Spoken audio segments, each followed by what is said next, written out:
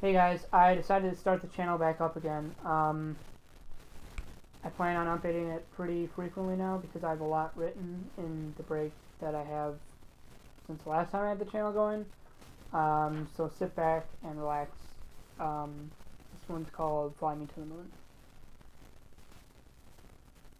Every thought we've had is far from original, and the effort we put in to be unique falls pathetically short. Our parents went to the moon. How do we live up to that? It all made sense. That's why they told us to reach for the stars, because they already claimed the moon. Alright, give us a few years. We then came back with a computer and the internet. And it was amazing. We could do anything we ever wanted. Everything we've known in the history of the world, right at our fingertips. This was the Rosetta Stone. This was the ancient library at Alexandria. This was the Great Pyramids of Giza, Da Vinci, the 95 Thesis, the Magna Carta, the Declaration of Independence. It was Darwin's Origin of Species and Plato's Republic. It was Shakespeare, it was Nikola Tesla, Mark Twain, Charles Dickens, and Einstein's theory of relativity. And finally, Martin Luther King Jr. and the Mythbusters, thrown into a blender and mixed into the most delicious educational milkshake in the history of educational milkshakes. Aristotle and Plato would have shat their togas. An infinite field of knowledge for everybody at any time you want. We all signed up immediately. And that was the problem. Everyone got on the internet. Everyone.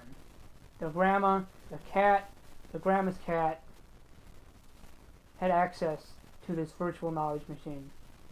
But that's the problem with giving everyone access.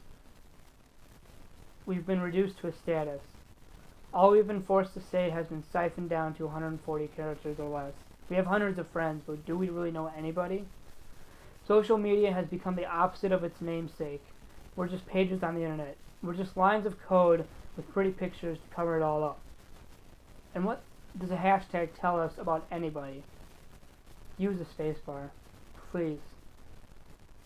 In the end, the hashtags and statuses and the picture filters and the tweets, they're all meaningless. At the end of the day, it's just a cleaner way of seeing the computer code that gives us our technology fix. We need a disconnect from these glowing screens. Social networking has just become antisocial.